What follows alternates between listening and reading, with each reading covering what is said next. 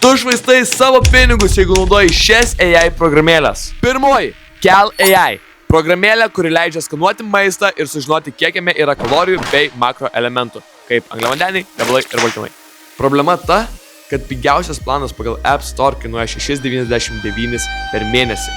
Ir taip, gal tai ir yra nedaug, tačiau tu galėtum gauti identiškus rezultatus elementariausiai naudodamas ChatGPT. Viskas, ko jums reikia, tai yra tiesiog įkelti savo maisto nuotrauką į ChatGPT ir įvesti šį kiek sudėtingesnį promptą dėl didesnės naudos.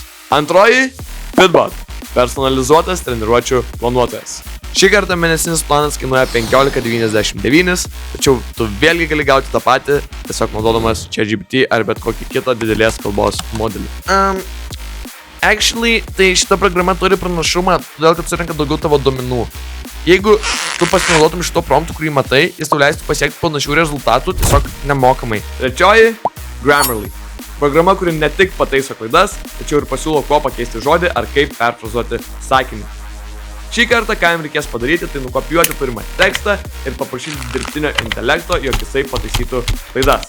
Taip, galite sutaupyti net 2,4 kebabą. Na, o jeigu norite geresnių rezultatų, tiesiog naudokite šį promptą. Na ir paskutinė GitHub Copilot. Programėlė, kuri padeda koduotojams.